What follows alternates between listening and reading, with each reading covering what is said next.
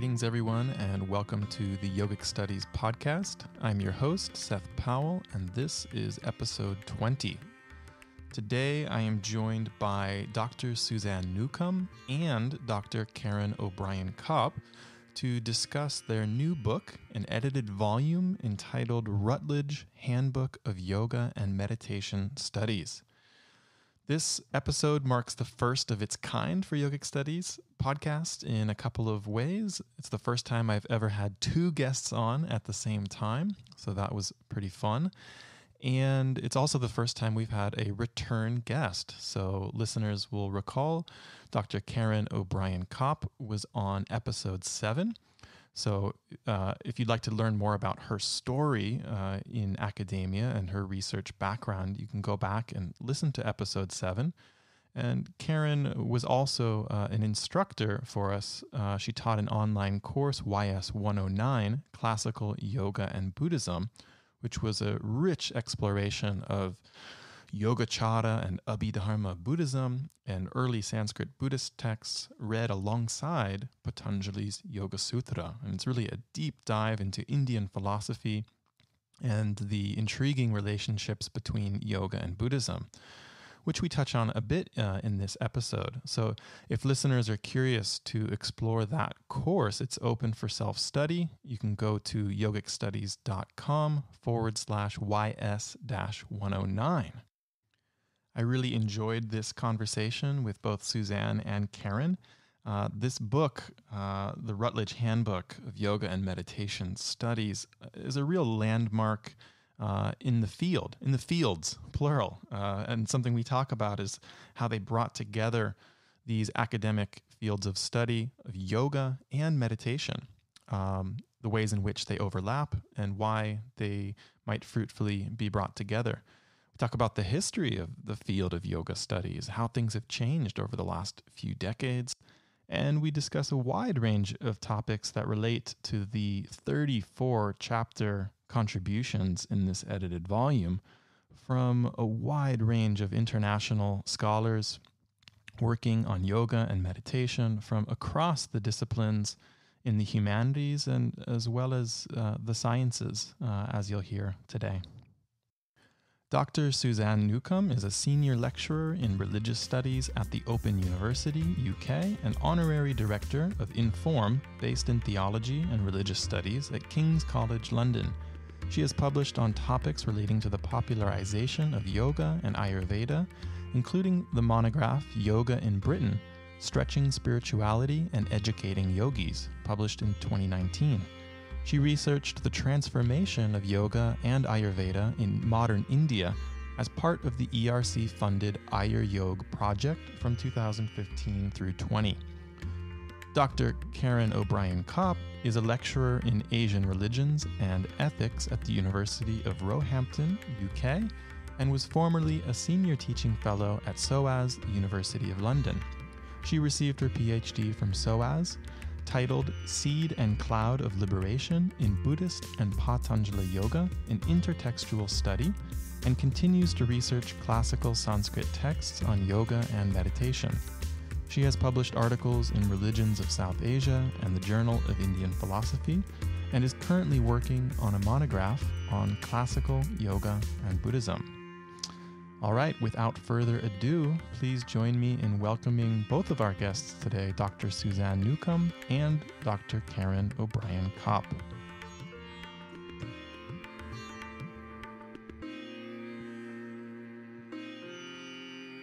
All right, today I am joined by Suzanne Newcombe and Karen O'Brien Kopp. Suzanne and Karen, welcome to the Yogic Studies podcast. It's a pleasure to have you both here today. Thank you very much for having us. It's our pleasure. Thank you for the invitation. Yes, I'm excited to have you here for a number of reasons, but this marks a first for Yogic Studies in that it's the first time we're having two guests on the podcast. So a bit of an experiment here, but I'm excited to see how this goes. And I'm privileged to have you both here to discuss your recently edited volume, this new book that I'm holding in my hands. Hold it up here. tome of a book, over 500 pages.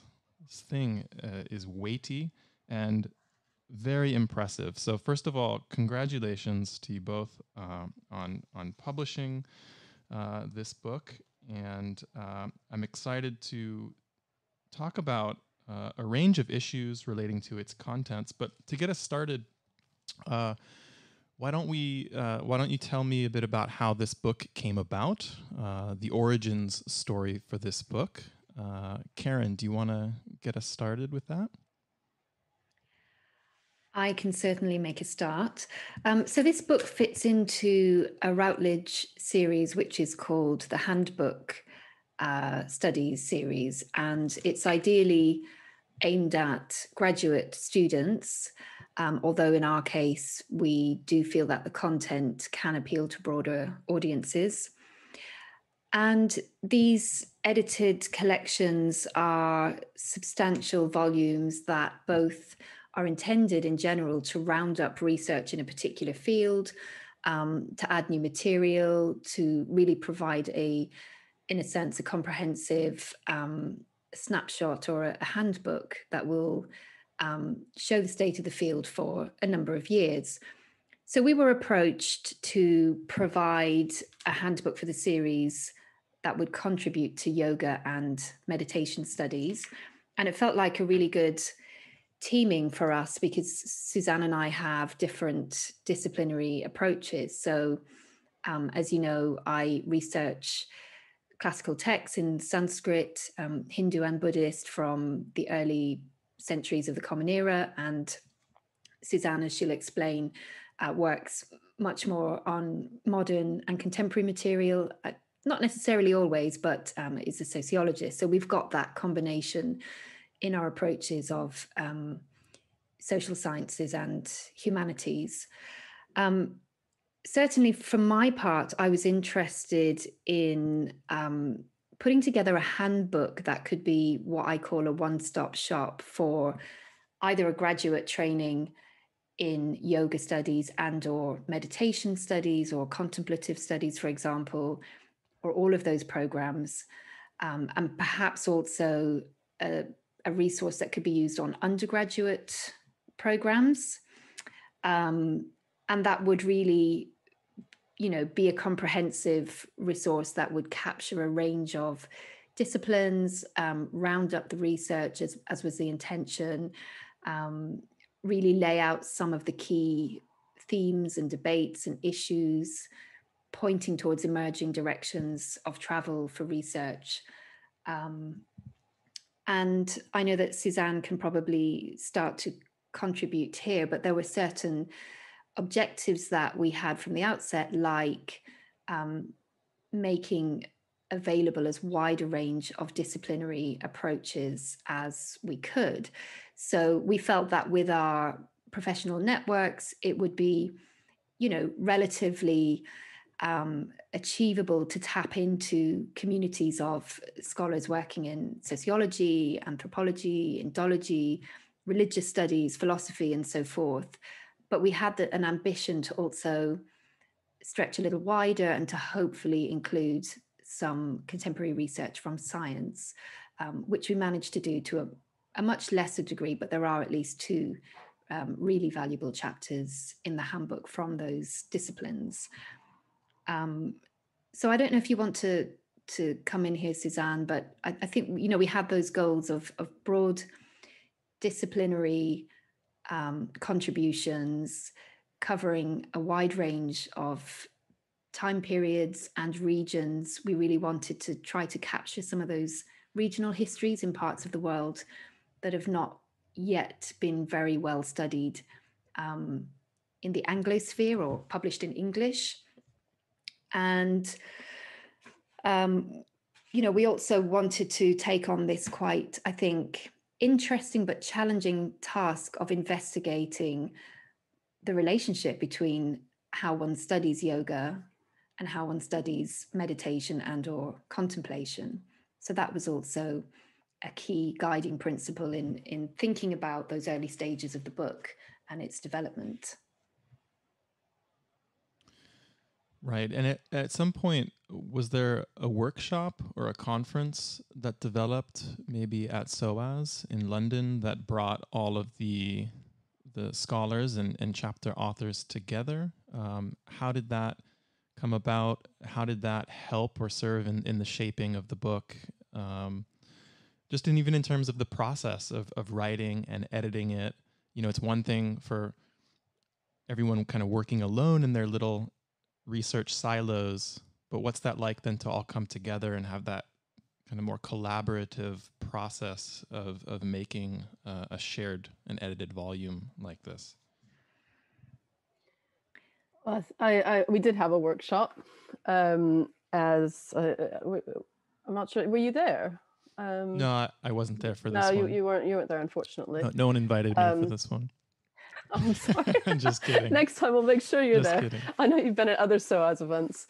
Yeah, I mean, that was really the highlight of it for me, because I think the conversation is really the most important thing, and getting these perspectives together, and how can seeing things from a different discipline, from a different time period, help us reassess our own assumptions.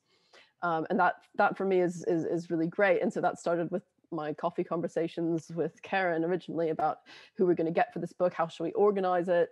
But really, we wanted people to be able to explain things to a non-specialist. So having them have this kind of dialogue with someone from a different discipline at the workshop was an important part of preparing the chapters for the kind of audience we wanted. We wanted someone who's never done psychophysiology to be able to pick up that chapter and say, oh, I get it, or Indology. And it was great. So it was always a central part of bringing the book together, to put these perspectives together. And putting the book together was a way of kind of marking where the field's got to, but we also wanted to figure out what the questions were, what the conversation, where can we go from here? And so that's a conversation, and the book's not meant to be a final word about anything. So it's kind of a starting place of maybe we can jump off even further and be more interesting from here on out. Yeah. So number of follow-up points on things that you've said so far. But one thing to get into here is that this is the Routledge Handbook of Yoga and Meditation Studies, right? It could have very easily just been the Handbook of Yoga Studies or of Meditation Studies. So I wonder if we could talk a little bit about that, on how we're conceiving of these fields, yoga studies, meditation studies, and then why you felt that it was important to try to bridge those challenges that you might have had in doing so, in terms of even just what topics to include and not to include in a volume like this. But let's talk a little bit about this relationship between yoga and meditation, and why they're different or the same. Well, I think that is the marriage of the two in the title that I think I found particularly attractive, and I think Karen did as well, for different reasons. And we both looked at the relationships between Buddhism and the use of the word yoga in Buddhist traditions and in contemporary yoga contexts. And at the moment in the contemporary sociological context, there seems to be a big gap between you do meditation, which means seated meditation, probably of some kind of secular Buddhist diffusion, or you do yoga, which means kind of jumping around and looking good and looking fit.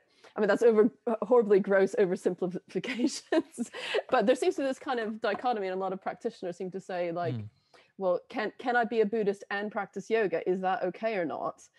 But when you look at both the sociological context in more depth and the historical context, as Karen will talk about in a second, it's really kind of a non-question, or the question's the wrong question. And that's what's so fascinating, and one of the things we're trying to bring out in this book. Do you want to say something about your overlaps between kind of... Yes, I mean, from the historical perspective, I think it's really interesting for us to explore that difference as not really existing in the early texts for, let's say, Hinduism or Buddhism or Jainism, that there isn't a distinct bodily practice that is yoga and a mental practice that is the mind, but in fact it's very much synonymous. Certainly yoga is meditation in the early period for many traditions. And I think looking at yoga and meditation together just opened up additionally a rich range of possibilities for the contemporary period to bring in contemplative studies, which is also a significant area of growth and interest in academia. And to also, in one of the sections, open up the discussion beyond South Asian religions to look at patterns of diffusion and perhaps even syncretism in the contemporary world, so that we could bring in scholars who are looking at Christianity in yoga or Christianity in meditation, for example, and to really address both historical origins and developments and global diffusions together in one interdisciplinary volume. Yeah, there's a great chapter by Kenjo Harimoto, How Yoga Became Yoga, that I was looking at in preparation for this, which is a really nice survey, historical survey of the terminology of the terms like yoga and dhyana, and how those terms have developed, and as the title says, how yoga became yoga. But what we see often in those early Sanskrit sources, at least, is that yoga tended to mean something like meditation or discipline, and that in a lot of the early formulations, the words yoga and dhyana are quite synonymous, which then makes it difficult to kind of draw those boundaries around yoga, right? Because yoga is known by other names. And I think this is always an issue that we face as scholars of like, how do we draw these disciplinary boundaries and categories? And I'm sure when you're editing a volume like this, you're having to try to make those sorts of decisions of what's being included and how are we being consistent with terminology, even across all of these chapters. But I want to think more about yoga studies as a field. I think in recent years we sort of started to take this for granted. We often talk about this up and coming field of yoga studies, this emergent field, this fast moving field of yoga studies. But I wanted to talk about that a little bit more with you both, especially having just produced this book. I mean, since the kind of early days of Indology, at least in the Western academic study of India, there's been an engagement with the ideas of yoga, Sanskrit yoga texts, Patanjali, Sankhya philosophy, Bhagavad Gita, right? One of the earliest Sanskrit texts to be translated into English. So you could say there's been the study of yoga, right, from the outset of the fields or the disciplines of, religious studies, Indology, so forth. But yet there is something more distinct that we call yoga studies that seems to have emerged more recently. And so I wonder if you can touch on that a little bit. And what is this? What makes something a field of inquiry? What is the difference between like a field of study, say yoga studies, and a discipline like religious studies or Indology or sociology or anthropology? Especially for listeners who might not come from an academic background. Like, what do you see as the difference between yoga studies and Indology or a discipline? And then just thinking more about this distinct thing that we're calling yoga studies as it's come into being. Any thoughts? Maybe Suzanne, can I start with you and then go to Karen? Yeah, sure. So I mean, it's a really good question, especially what makes something a field rather than a discipline. And I would argue that actually religious studies is not a discipline, but a field of study as well. So that's when you're taking a subject area and and kind of figuring out which are the best tools to answer your questions about the subject area. So in religious studies, we do historical work, we do sociological work, we do ethnography, and you can also include theology in that, and which is also quite fascinating when it comes to this fastly growing field of yoga studies, is because we're quickly seeing a kind of theological approach within the Western Academy as well, of how do you deal with this as a tradition from within the tradition, which is something we kind of touch on, but we didn't quite hit head on in the volume. So the emerging field of yoga studies, it really, I think, was spearheaded by Elizabeth de Michaelis's book, which helped establish a difference between this something called modern yoga and historical yoga. And she kind of named and recognized a kind of discontinuity, that something slightly different was happening in globalized yoga practice, that whereas before what was called yoga was located specifically in the Indian subcontinent and associated closely with Hinduism, in this kind of long history of how yoga was studied within the academy. And she kind of said, wait a second, there's something really different here happening from the mid-19th century. So it was that observation that really kind of grouped everything that came after into this exciting emerging field of yoga studies. Which is sometimes called modern yoga studies, right? Which is also something we're kind of breaking down in this book, because and so first there was a recognition there's something new, but now the complexities of intercultural exchange throughout the thousands of years of yoga practice and the creation of what is now globalized forms of practices is much richer and more complex than that initial, although it was groundbreaking and still gives incredibly good insights and is a kind of thinking point to pivot upon, this idea that there's modern yoga and pre-modern yoga. But the reality of the situation is much messier, and our book really wants to say, hey, engage with this messiness. It's time. Mm-hmm. Do you want to jump in about anything yet, Karen? Yeah, I wanted to respond to that point you raised, Seth, about Indology. What's the difference between Indology and yoga studies? And I think Indology exists in a much more narrow historical vein academically, going back to the early 19th century and the establishment of the first university chairs and professorships in the study of Asia. And I think it really belongs to that model of the so-called classical study of literatures, languages, and civilizations or cultures of, in this case, Asia. And there's a whole group of ologies that emerge according to regions. So you have Indology or Tibetology or Sinology in the study of Chinese civilization. And I think that has a particularly European provenance as an academic approach that's really focused on text translation, the distant historical past, and has a very entangled and problematic relationship with Orientalism, right, in its history and its transmission up to the present day.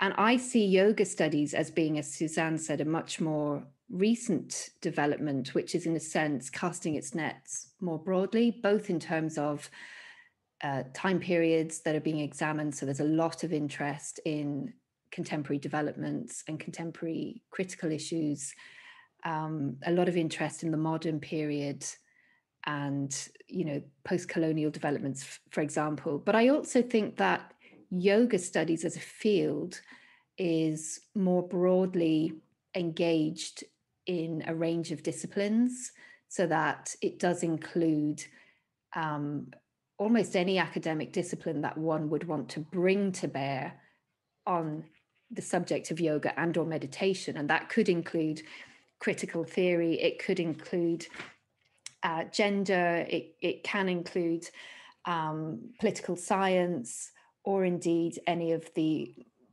more established ways of approaching the study of yoga in the late 20th century, such as, for example, anthropology, sociology, etc. So I think that's one difference there. And I also think, going back to your question of what is this field of yoga studies, and perhaps even does it really exist, or when did it emerge? I think that's difficult to say, but I think there is a kind of critical mass of interest in terms of enrollments into academic programs, of the reach of, academic publications that might previously have been restricted to more narrow audiences, interest in academic content through even podcasts like this, and of course, interest in books like this Routledge Handbook, which I think has enormous interest to audiences beyond those enrolled in these programs. And I think, of course, there's been an increase, as we've seen, in the numbers of undergraduate and graduate programs that are in total or in part dedicated to the study of yoga and or meditation. And that would include contemplative studies as well.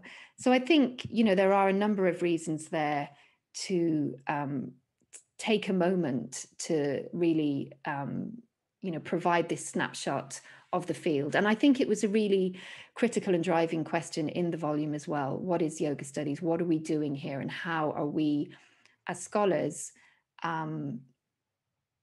bringing the academic gaze or lens to bear on this subject of study? In what ways are we doing that, which are productive, in which ways which are problematic? What are the blind spots? And, as I think Suzanne already mentioned, we really have tried to present the volume as a conversation that is most definitely a starting point, really. And there's much more to say, and much more that will be published and developed on yoga studies in the next couple of years. Yeah. I guess I'd also like to add, just as a kind of sociologist of religion, one of the big questions is this growing percentage of non-identification with religion, and how do you deal with that? And so in the field of religious studies, I think yoga studies and meditation studies has a really important part to play, in that the fact that people aren't necessarily going to church in the same way they did 50 years ago. I know it's a bit different in America than in Europe, but a lot of these people are engaging with practices and have various beliefs about the meaning, having a meaningful life, what the purpose of life is. It's not that they're disengaged with these questions or completely disengaged from religious practices. So I think yoga studies and meditation studies has an important place in understanding what is happening in the contemporary world, and why people are behaving, where they're getting their meaning, what they're doing with their lives.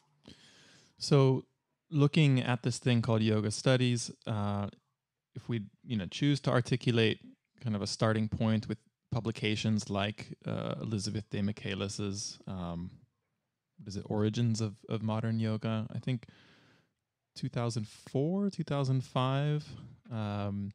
But there was kind of a slew of publications around that time. I would include Joseph Alter's work on yoga and science in modern India as well. Things really started to take off around then. There's been huge shifts and developments in that field, both in terms of the number of scholars that are working in this loosely defined field, the number of publications. Karen, you mentioned new graduate programs as well as undergraduate programs that have taken off, as well as, more recently, peer-reviewed journals dedicated to yoga studies, like the Journal of Yoga Studies, of course, podcasts, absolutely. But so many things that, as well as all these conferences, we should mention, that have been dedicated to yoga in particular. Research projects, grants, you name it. So looking at this past decade or so, what do you think are some of the big changes and shifts that we can detect in the field? And in particular, I'd like you to locate your answers in your book. So what are some examples from some of the chapters and contributions in this book that kind of indicate where we're at, perhaps, and some of these shifts or new directions that have emerged, that show some of kind of the signs of growth, perhaps, of this field? Well, I think probably the first section of the book is a good way into this question, because most of the chapters, 4 out of 5, well, including our introduction, of course, but most of the chapters are seeking to set up what some of the key debates and areas of theoretical discussion have been in recent years.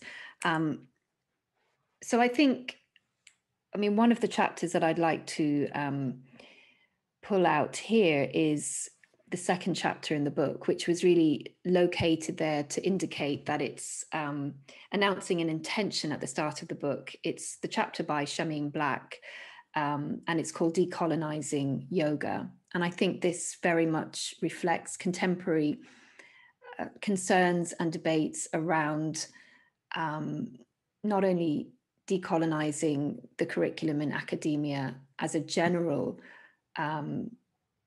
agenda and point of concern, but also reflecting the discussions and the debates that have been happening for some years around identity, religion and secularism, cultural appropriation, race and power and gender, and the intersections of those, all of this framed within the history of colonialism. So I think for me, that's one of the really interesting growth areas in which there are a number of scholars currently working towards monographs or books that will be out in the near future. I know that Shameen Black is working on a book, and there are various other scholars who are working on these intersections of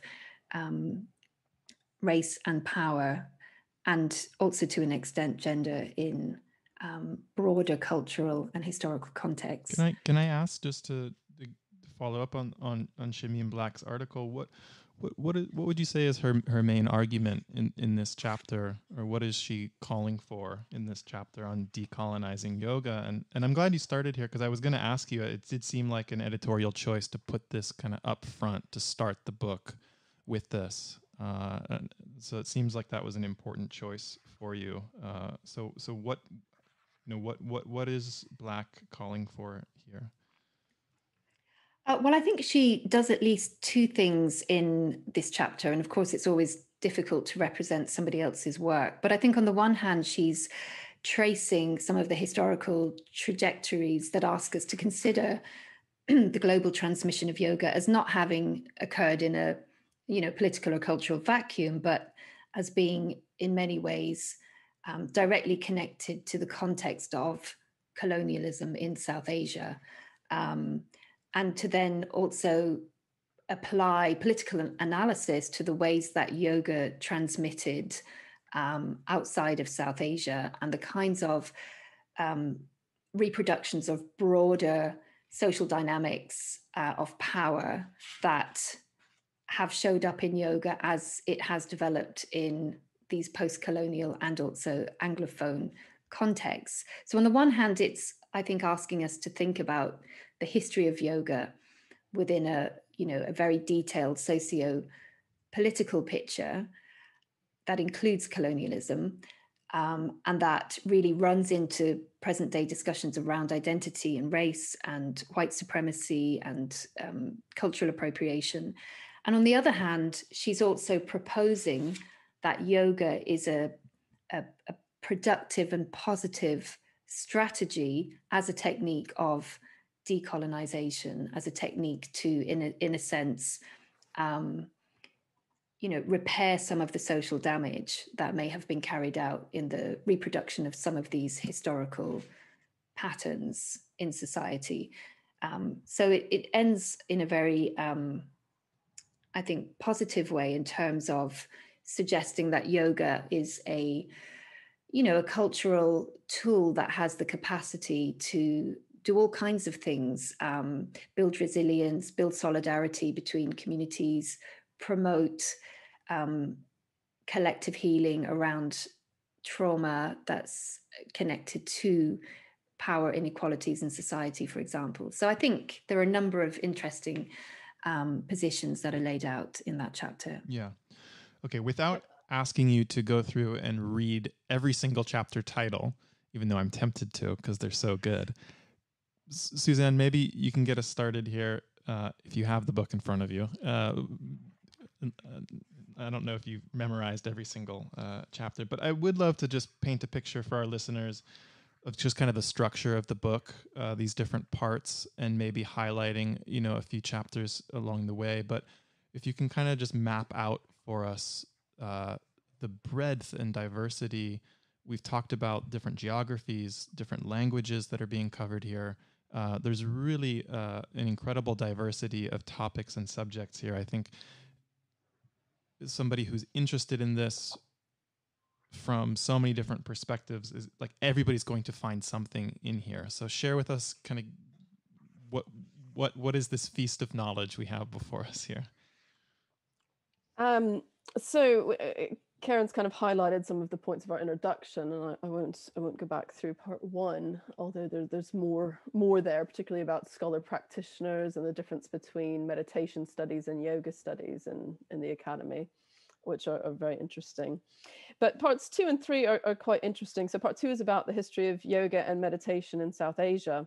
And part 3 is doctrinal perspectives, techniques and practices. So looking at how different traditions who have particular ideas about salvation or the what it means to lead a successful human life and how you get to the ultimate goal of life, how those are both similar and different.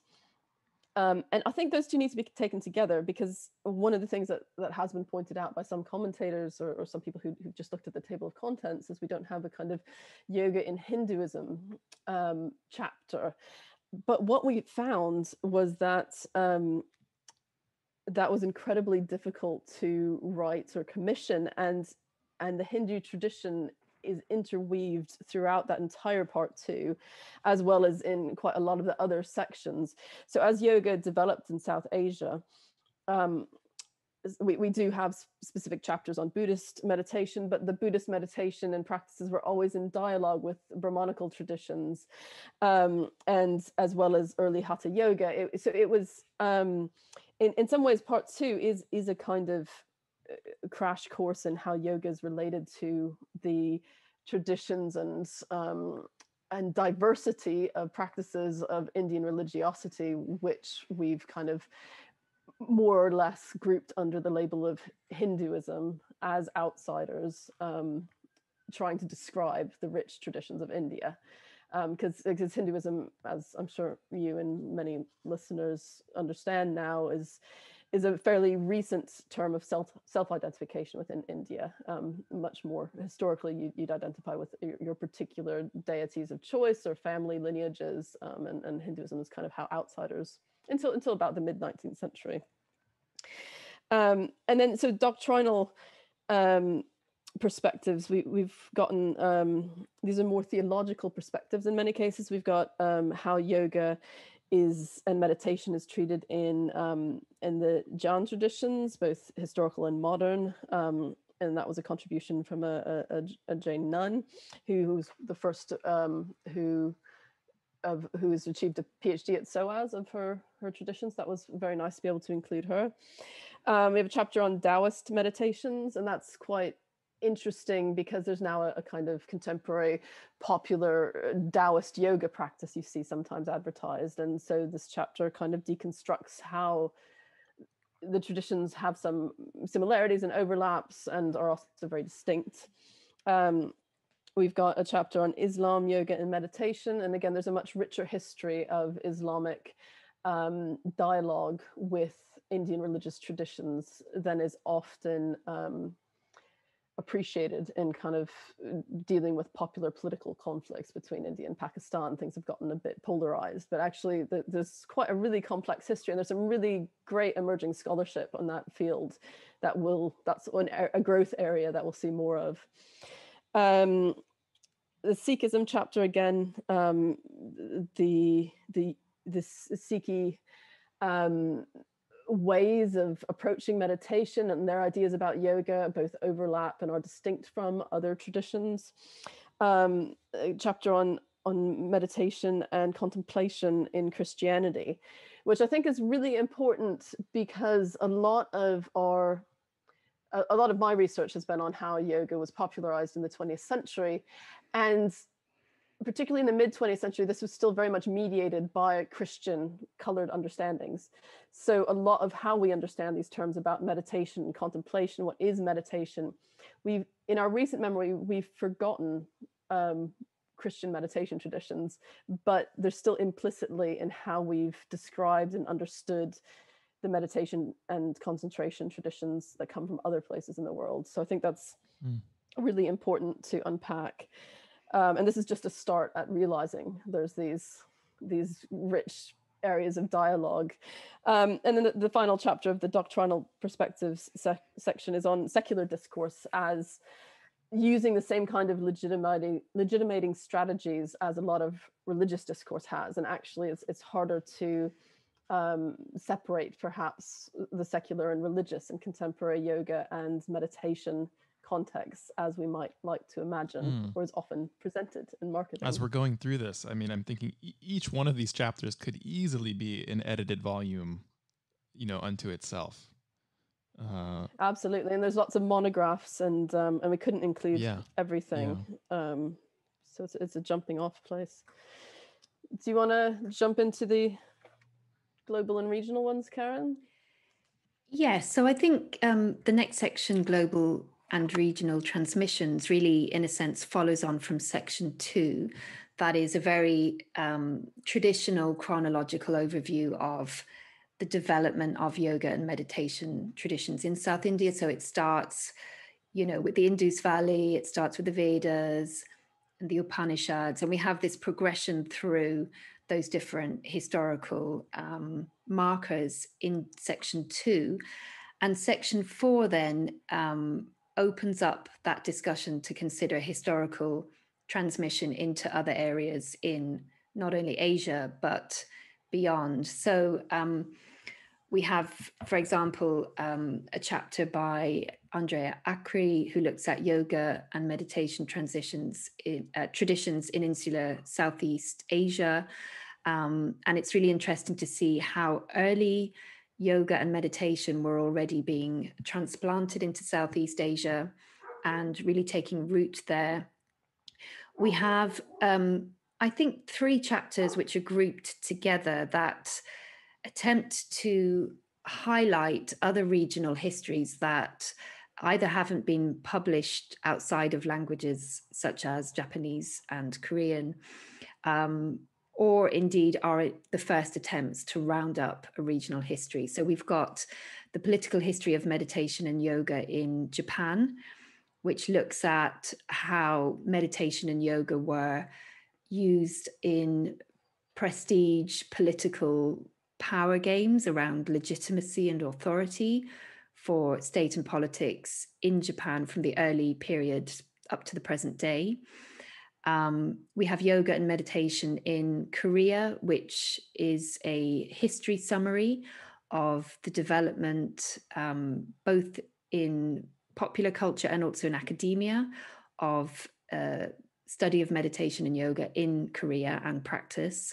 Sorry to interrupt you, but there's a long-standing graduate program of yoga studies in South Korea. Is that right? That's right. There's a MA program that is turning out quite a lot of graduates for many years now.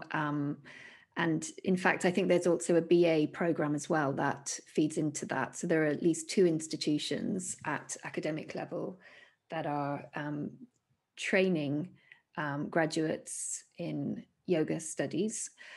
But most of, if not all of the scholarship they're producing, of course, and rightly so, is in Korean. So as you pointed out, this chapter is an important contribution in bringing those studies to light for the Anglophone or English-speaking world. It is, and I think it's a real eye-opener. It certainly was for me. It was a real privilege as editor of this book to be able to meet these scholars and be part of the process of producing these chapters. And I felt very much the same about the chapter on the history of meditation and yoga in Japan, which is being published in English for the first time, although that scholar is quite established in his own academic setting.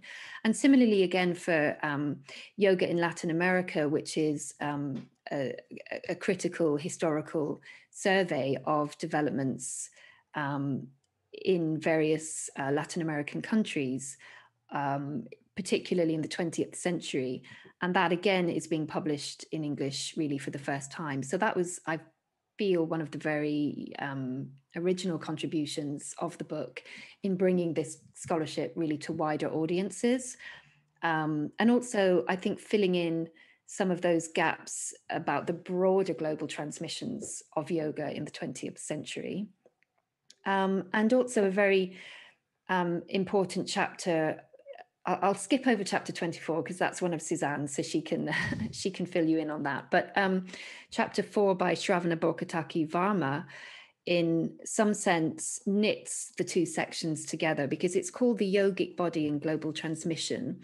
And so she did a comparative, in some senses, an ethnographic study, but also a cultural, historical, textual study, where she investigated practices around Kundalini and Tantra in India amongst female practitioners. And she carried out comparative simultaneous studies in North America in order to understand the transmission and development of these ideas and practices from India to North America. Mm-hmm. And I think that's just another really fascinating chapter that, as it's placed there at the end of section 4, in a sense illustrates some of those broad questions that we were exploring in asking really, where does yoga and meditation travel to? How do they travel? Do they get separated on their travels? How do they land? How do they transplant and take root and get reinterpreted in different cultural settings? So that's that section. And I don't know, Suzanne, if you want to come in here about your chapter in that section. I just wanted to... I'll ask you maybe after this, Suzanne, because you've got a couple chapters that we can explore. I just also wanted to highlight, which is something Karen and I talked a lot about, how we are so very aware there's lots of other chapters that would have been great to have had in this section. We would have loved to have had something on China from a Chinese perspective. We would have loved to have something exploring how yogic traditions have been received and practiced in Africa, or meditation traditions. And also Eastern Europe was definitely an area that we discussed in the workshop as having distinct, or say post-communist states, has a distinct understanding of yoga within the 20th century and emerging into the 21st century. So this is by no means comprehensive, and we're aware of what's missing, but please, future scholars, work and add more. We want to hear it. Again, another volume perhaps, or a book. I mean, non-Anglophone yogas. Right. I mean, there are whole regional volumes that could be written on both the chapters included here and the areas, as Suzanne outlined, that we didn't get to cover, including, I should say, I think the Middle East. There's some emerging scholarship on yoga in the Middle East as well. And I think that's one of the challenges, really, of editing a book like this, which in some senses is, as you said, it's an extensive book. It has some 34 chapters.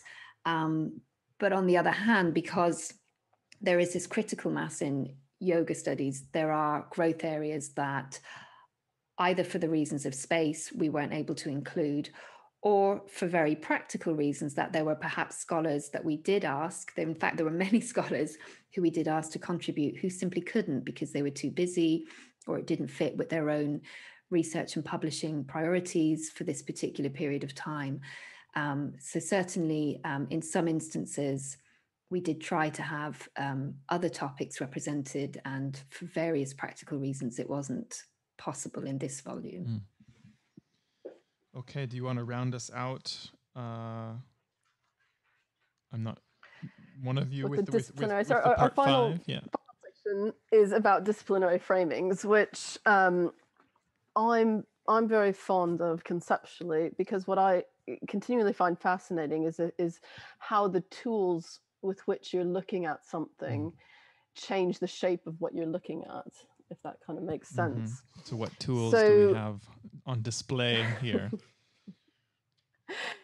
Exactly. So if you're looking at, say, as Charles Lee starts with philology, which is kind of the meat of Indology, it's a really specific tradition of rigorously and analytically investigating texts and the changes of text through time, and how those changes and meanings are made. And I feel slightly incompetent to explain it because this isn't my area, and Karen would do much better than me. But I found the chapter fascinating because it's not my area. That was actually a really good one-line summary of what textual criticism or philology is.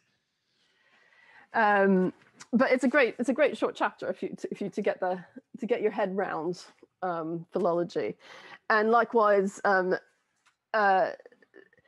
Daniela's chapter on contemporary yogis and babas in India, you get a very different sense of what yoga is in these communities. And she has this great empathy and love for the contemporary wandering ascetics who do yoga and interact with global yoga in interesting ways, but it's also just very different. And if you think that's yoga, that's something different than, say, if you go to the meditation and cognitive sciences chapter, where you're getting the brain measurements. And so then yoga or meditation becomes defined in a particular way based on these objective criteria and how they interface with human physiology, which may or may not, which is probably has overlaps with, say, the traditional yogis, but is not at all what they're interested in or what they're trying to explore in their experience and their embodied experience. But the other chapters include on meditational art and mandalas as an object of meditation, and how our visual sense has always been a part of meditation and yogic traditions, and our imagination, as well as our engagement with the controlling the sense of sight in what we're doing. And as a counterpoint to that, I was also really fascinated by Finian Garrity, who I know you've had on yoga studies before, of his focus on sounds, which is not something I personally really spent a lot of time thinking about until I encountered his work. And I find that quite personally transformative as well. I never thought about my soundscapes and how listening internally is a really important part about both meditation and yoga traditions. And I think we've got a chapter looking at the counterplay between stillness and movement in meditation and yoga, and how both of these have been really important parts. And I think work on that and articulating embodiment and the experiential practice is really just starting. That's a direction for yoga studies. I think it's incorporating maybe what we've learned from dance studies and other practices which have traditionally been marginalized by the academic study, but are really quite important traditions, both in our culture and in other cultures. So there's a lot of work to be done there. I'm not articulating that well, but I think in the next 10 or 15 years, we'll hopefully see some people articulating it much better than I can.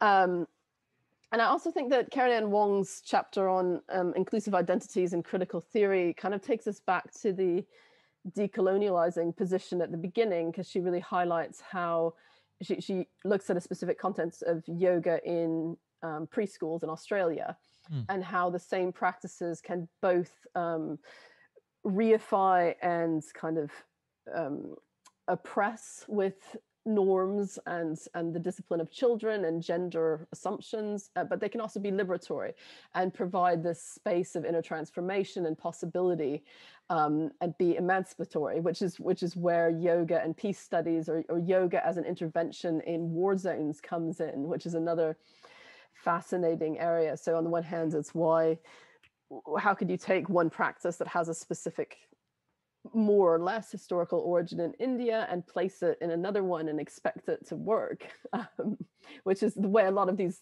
projects are framed. And of course, what we hope to show in our volume, and as people get more educated about cultural flows and transformations more generally, is just how complex and contextualized the effects of any of these practices and beliefs can be.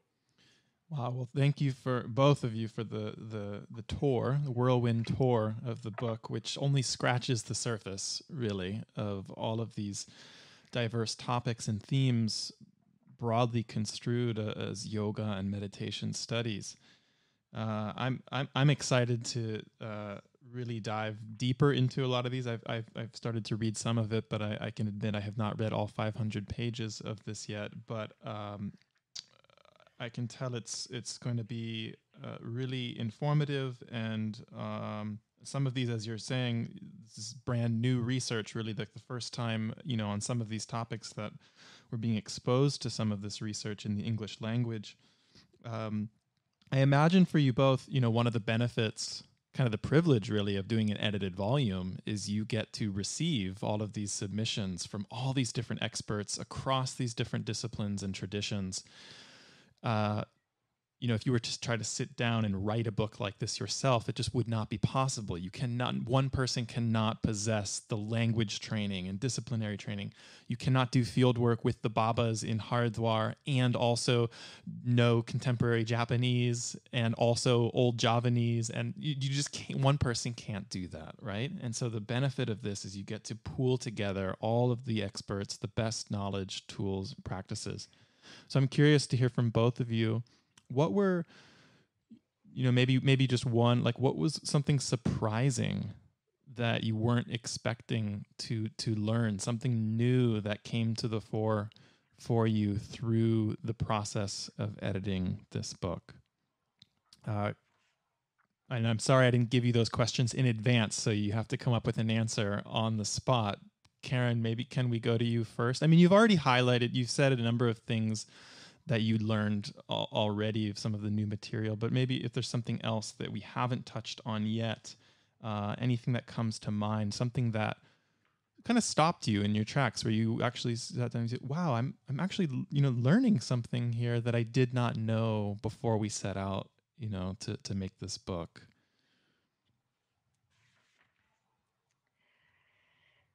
That's a difficult question to answer. While I mull it over, Suzanne, do you have an answer off the top of my head? Because I think for me, I've already really highlighted, I think it was those regional histories about which I knew absolutely nothing. Those developments in yoga and meditation in Asia and also in Latin America. I think that for me was the kind of standout historical revelation, the new material that I really hadn't encountered. I mean, I kind of alluded to some of the things that surprised me in understanding philology better, in experiencing sound in a new way. Mm-hmm. But I guess one of the overarching experiences was the difficulty of doing what we set out to do, particularly in engaging Buddhist meditation study scholars with yoga studies scholars, and particularly kind of physiological, biomedically oriented scholars with the social science and humanities context. And I think we did the best we could, but there were reasons why our networks don't quite overlap as much as they should. Mm. And this book kind of highlights how much they need to, and hopefully this will be the start of a better networking. But especially with the more biomedical oriented scholars and just the different drivers of knowledge, and so the kind of research studies, there's no incentive for those scholars to publish in an social science and humanities edited collection. Mm. And we were really had a lot of generosity on the heart of those who did contribute, but it did feel, unfortunately, again, getting the biomedical context to understand the importance of the social context, as well as from the social science perspective, understanding how the biomedical context is relevant to me, doing sociology and history. I find that gap difficult to bridge still. So I don't know if I learned something so much as reaffirmed the importance of continuing to try to build these connections that are a bit hard to build. Yeah, that's an interesting problem. Could you say more about, I mean, why was there not incentive for them to publish? Was it because there's sort of not academic capital for them in publishing outside of their disciplines? It's not going to be recognized by their colleagues, and it's not going to advance their careers, which says a lot about the ways in which we're producing this type of academic knowledge. But there are very particular structures, audiences, and goals in the ways in which this knowledge is being produced and constructed. But also, I think, as you said, it highlights, if they're not in conversation with the historians, with the sociologists, with the scholars of religion, then there's something probably missing in their understanding of the depth and complexity of a subject like yoga and meditation, but perhaps also vice versa, right? Yeah, absolutely. And I think possibly, we were somewhat naive going into the project, thinking that we could cultivate a more substantial or broader conversation with scientists in this type of volume. And as you've just heard, the publishing model doesn't really fit with that of the humanities and social sciences. So, for example, in certain science sectors or medical publishing, it's teams of scholars who publish on the basis of empirical findings in a particular format in particular journals.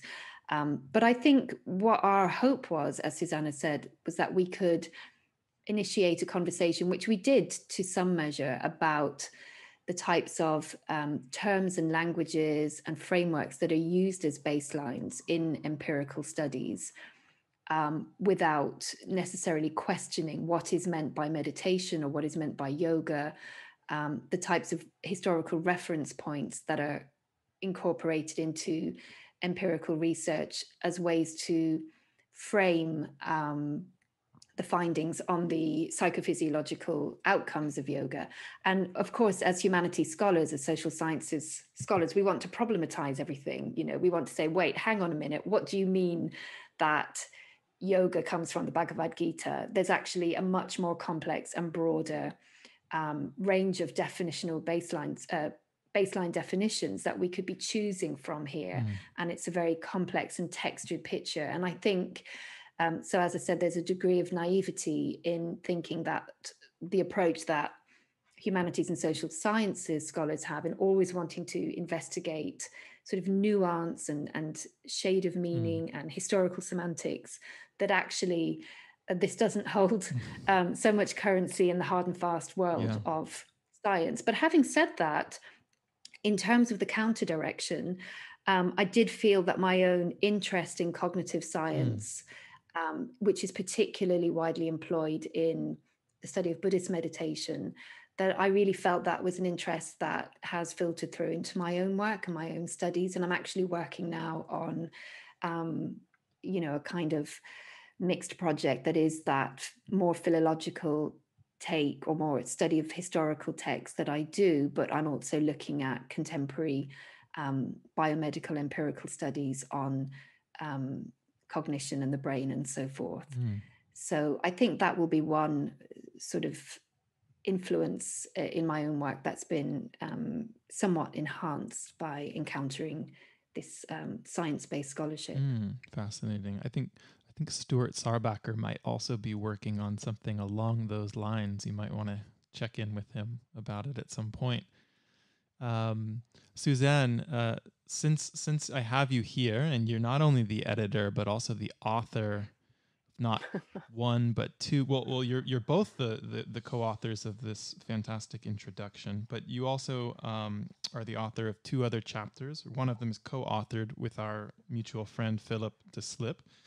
Do you mind taking us through these two chapters, maybe somewhat briefly? But the first on yoga and meditation as a health intervention.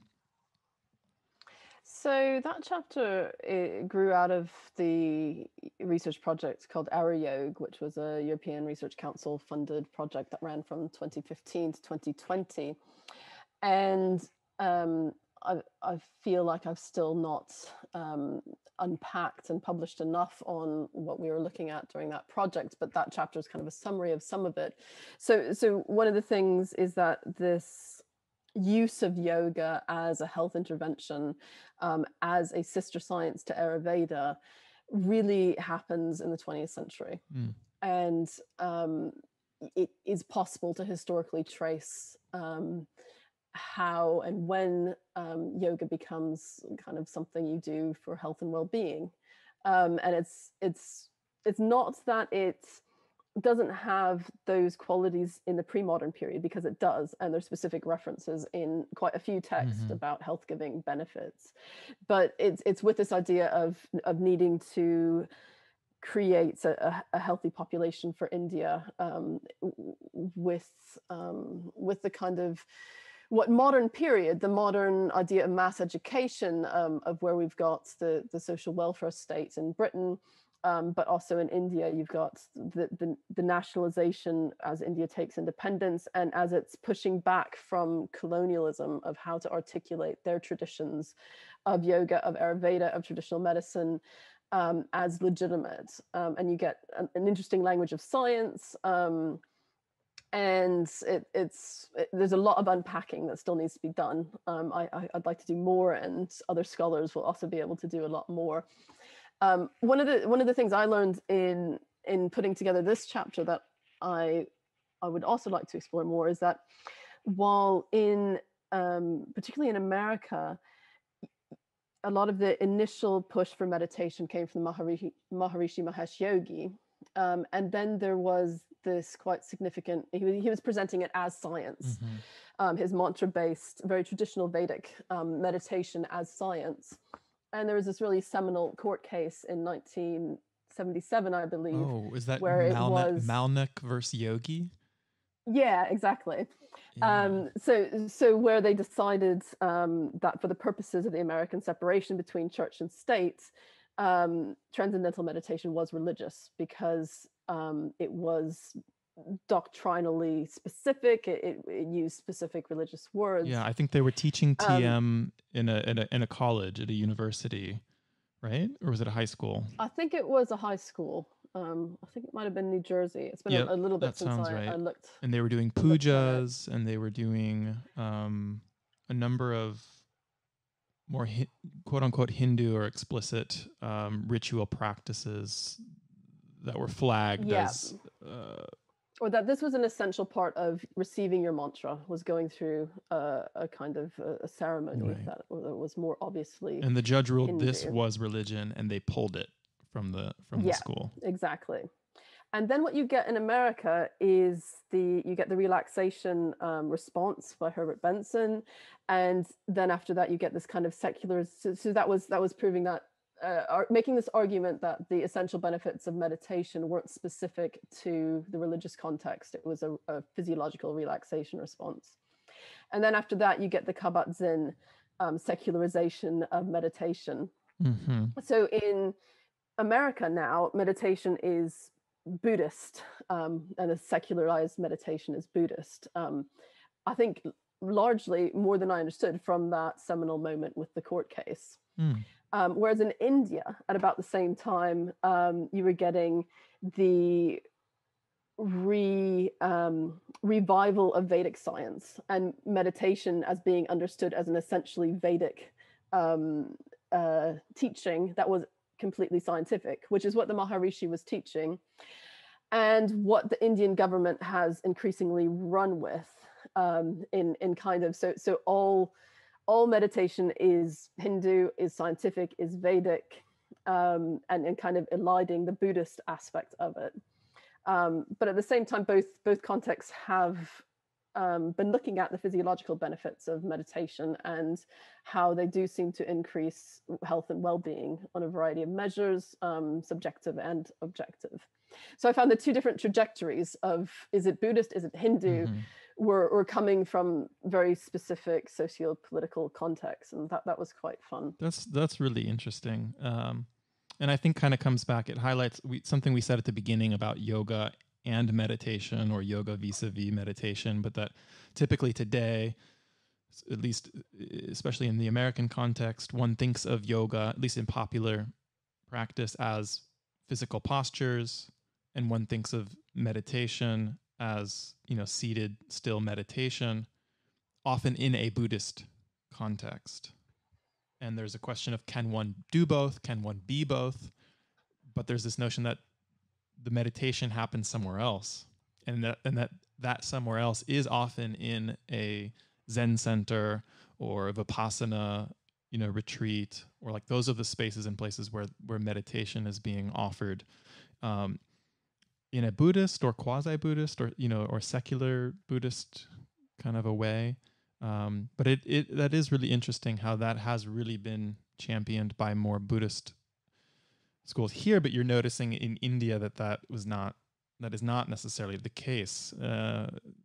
Ashrams and I mean, I think it's also important when you're thinking about India to emphasize the polyvalent meanings of yoga in practice and in all sorts of contexts. So I think particularly in India, you can't reduce it to Instagram poses at all.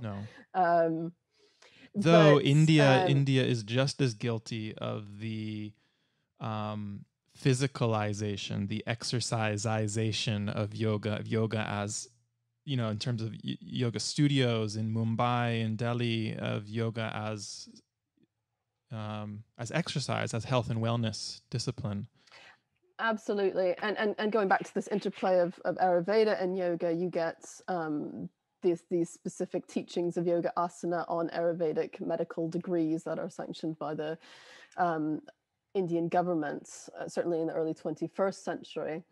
But what you've got in the early 20th century is you don't have Ayurvedic physicians prescribing yoga postures in any way, but you do have a really complex intellectual grappling with how does Ayurveda relate to truth, and how does yoga relate to truth, and how does science relate to truth, which are still questions that we're grappling with now, although we've got kind of more flat popular culture representations. It's actually this really rich, very difficult questions that we don't have answers to, that are hundreds of years old, if not much older. And is this this comes out of the AYURYOG project, and is this now a book project that you're working on out of this, or is I don't know that I'm going to get a book out of it, but I certainly want to get a more substantive article than I got in this. Great, but we can read volume. This chapter and get a good snapshot of your thinking at that time. Snapshot overview, yes. Good, and then the other chapter is on Anglophone yoga and meditation outside of India, and that's co-authored with Philip de Slip. In this chapter, it gives a really great summary, right? Up-to-date summary of the development of yoga outside of India. Well, we tried, and one of the kind of we're focusing on regional contexts and transmissions, global and regional transmissions.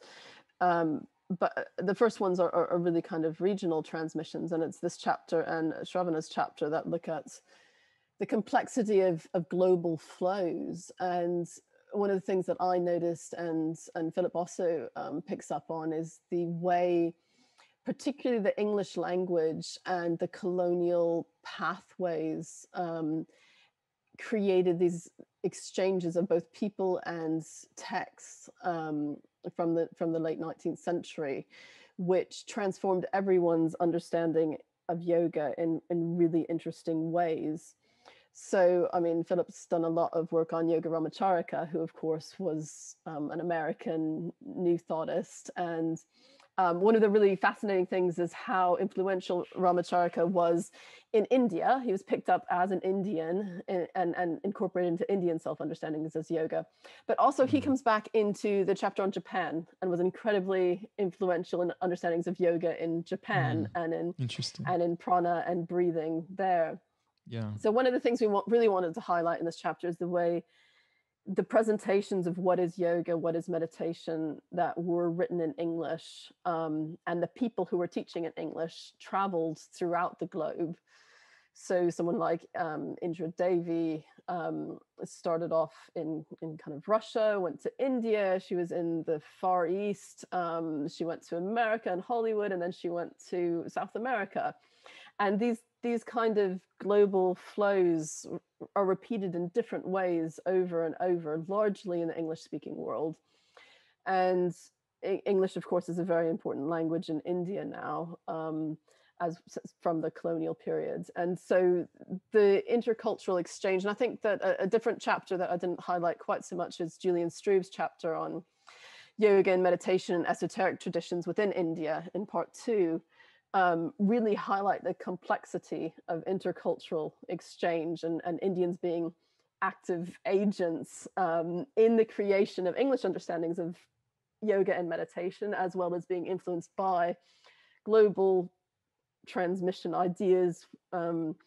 So even though this is highlighting the flows outside of India, this particular chapter in part 4, I think that thinking about language groupings is especially important, particularly in our contemporary dislocated internet society, and a lot of everything in English, and English speakers are notoriously monolingual.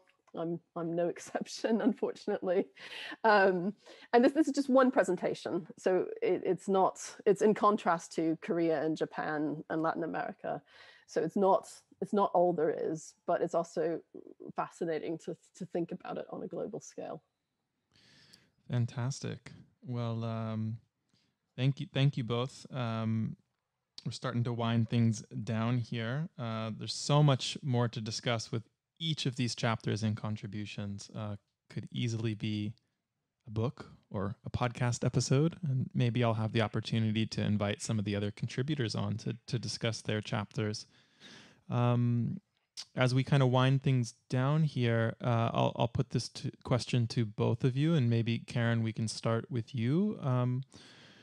As you finished this book, we've talked about, there were some scholars or chapters you wanted to be included that couldn't. Were there things, I don't want to say that you felt were lacking or missing. Let me rephrase this. Looking forward at yoga studies as a field, what are some areas you would like to see explored further? What are some areas, future directions of yoga studies from your perspective? Because I'm a historian who works with texts, I think I'm interested in future research and ongoing research in South Asian languages other than Sanskrit. So looking forward to increased research and publications on the history of yoga texts in Tamil, in Malayalam, in Hindi, in all kinds of other languages from archives and repositories that haven't really yet been translated into English and studied by scholars working in English.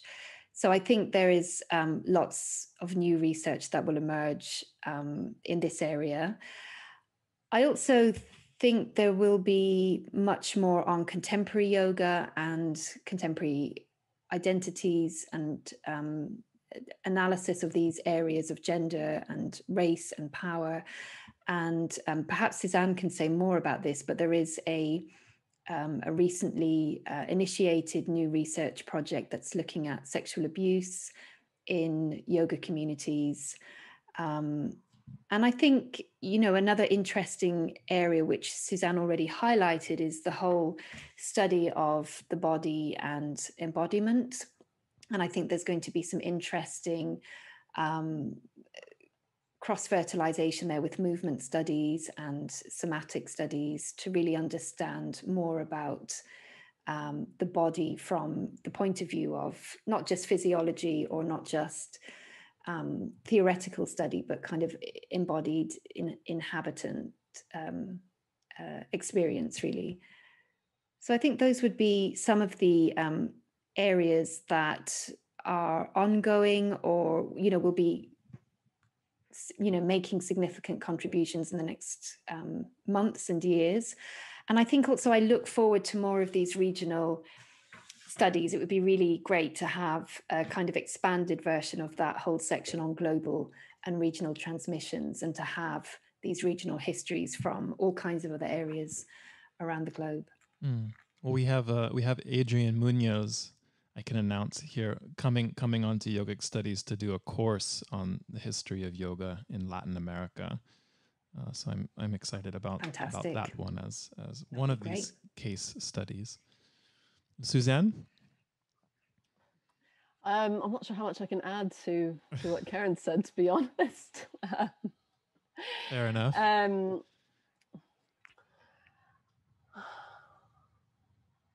Is there anything you're working on that you want to share in the future? I guess we touched on that a bit with the AYURYOG materials. But I guess, yeah, from your editorial perspective, looking broadly at the moving field of yoga studies, is there anything you would like to see more of? I'd like to see more of. Or less of?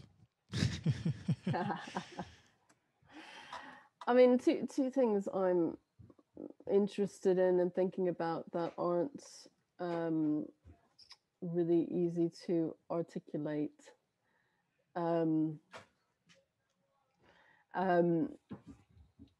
Are how external things affect and shape our practices and understandings, and we tend to research and write from our perspective of individual humans, and I think theory and religious studies is moving towards trying to think beyond that, and we're not doing that very well yet, but it would be interesting to see how, if we can get a better understanding of, say we're thinking about how the climate forces affect our ability to function as human society. So what are these forces of technology, of transport? How do they affect our practice? I guess Mark Singleton's doing some interesting work in terms of technology and how they're affecting our experience of being human and being in a body. So I'm not quite sure what's going to happen, but something's going to happen, I hope, in that field. And another one is we're just getting to grips. Almost all. So yoga is a discipline of what trying to still your, and meditation is trying to still your minds, trying to do things with your body and your consciousness. And at the same time, we've got all these academic disciplines, which are about trying to figure out the world, looking at it from a particular perspective.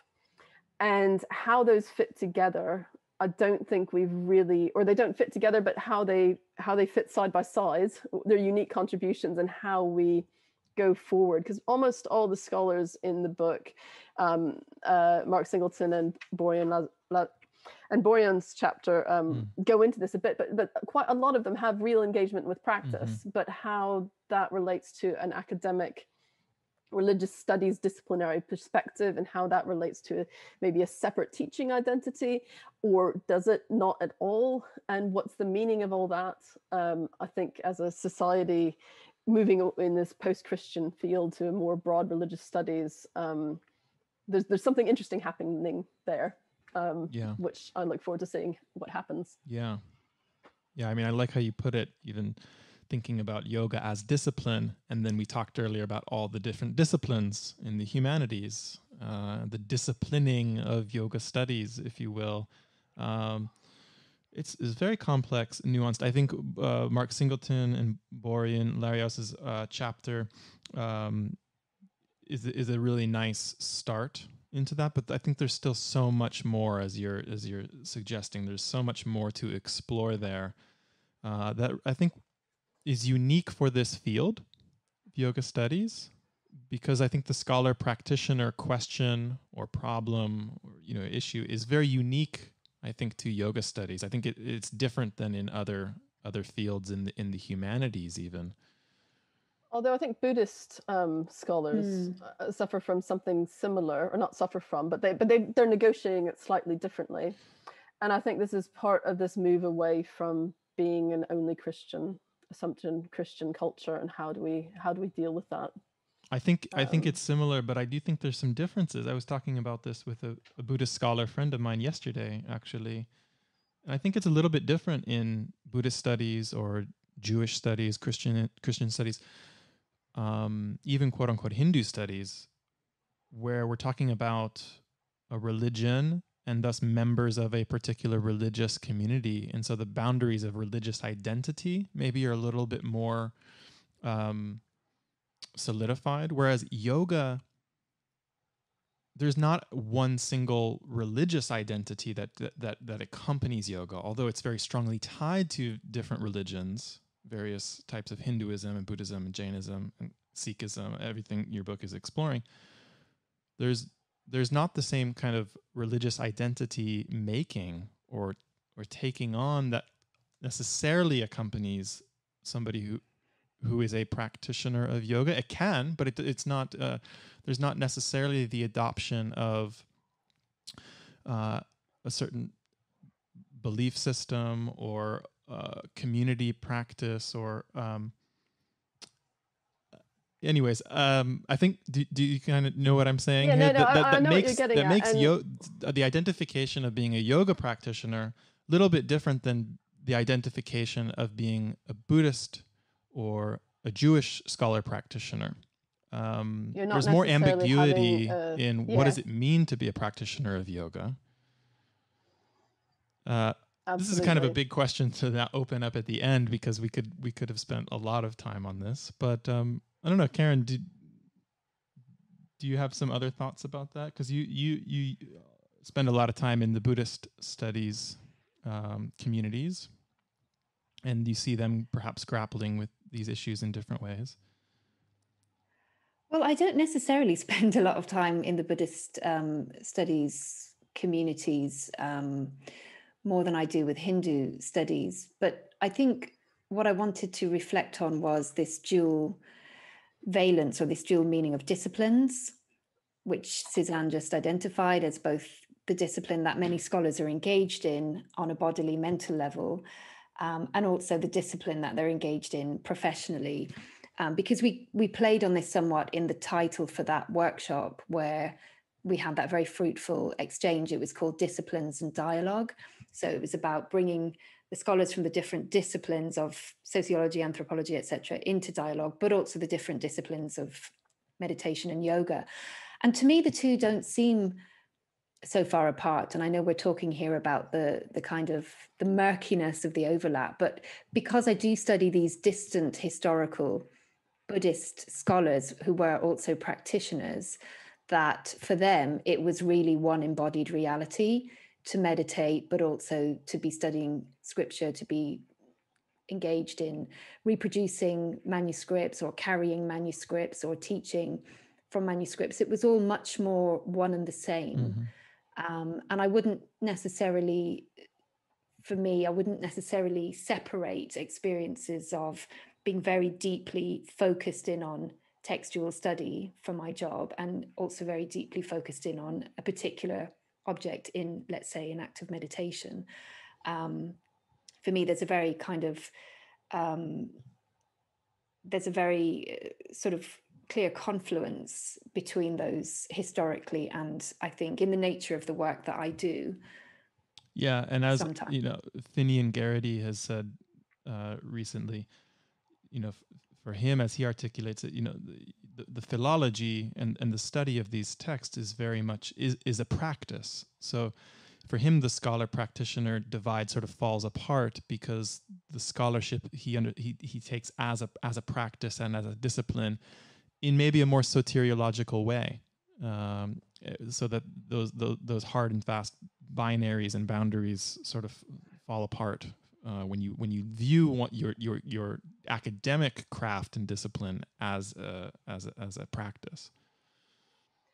But then the sociologist in me wants to come back to the importance of flexibility of perspective. And quite a lot of my professional work has been looking at harm caused by people with the best of intentions, which is also, of course, something the yoga community and the meditation community is very much grappling with.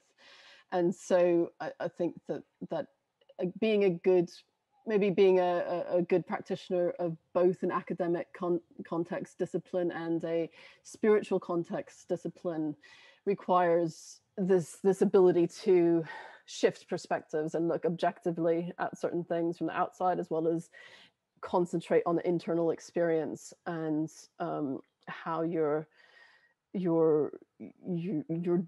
body and the experiences of being in a body, and how that can change your perception of the external world as well. If that, I'm not sure that I could articulate that better. I'll work on it. Yeah, well, I think the best scholarship is transparent. It is documenting its sources, is perhaps even displaying certain qualities of humility, in that it's part of this broader production of knowledge that you're building upon those who have come before you. It's not necessarily this kind of top-down distribution of knowledge, but it is a collective, process. And so if that kind of is brought into, again, like the yoga culture in terms of the way yoga is taught, with that kind of humility and transparency, maybe that there's lessons to be learned, in the yoga studio culture there as well. Much more to be said about all of those complex and important topics, but I think we'll leave it there for now. But I want to again congratulate both of you on this really, again, impressive volume, really important handbook. I imagine this is going to be used in classrooms and yoga studies, undergraduate and graduate programs. So if that was your goal, I imagine it was quite successful. And if there's any final thoughts or anything else that we missed today, I'll open it up to you both. Karen, was there anything else lingering that we didn't get to touch on today, or any final words? Just a very practical detail to follow on from your comment about it being used in academic settings, and it is very much still in hard form as a library priced volume. But we did also just want to mention that there is an ebook also available for purchase, which is much more accessibly priced for individuals, not libraries. Great. And I think we can give you a discount code as well for your subscribers. Oh, that would be great. And we can include that in the show notes. And I think maybe you mentioned elsewhere, is there the potential that there's a paperback version coming out, perhaps, that might be reduced price? Possibly. We'd really like that. We're going to try to push the publishers for that. They say 18 months after hardback, they consider the market for that. So we don't have a firm promise yet. Okay. Well, maybe if enough, we'd very much like to see if that. enough yoga practitioners demand it, then the paperback will come. We'll see. But okay. Well, thank you again, both of you, for your time, for your scholarship, and for this wonderful volume, the Routledge Handbook of Yoga and Meditation Studies.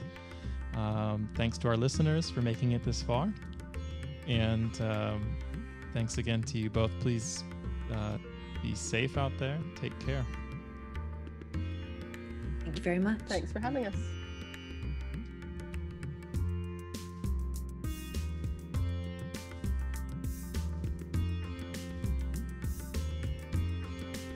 Thanks for listening to the Yogic Studies podcast. If you've enjoyed this episode, please consider leaving us a review on iTunes or sharing this episode with someone else. Thanks so much, everyone. Until next time, please take care.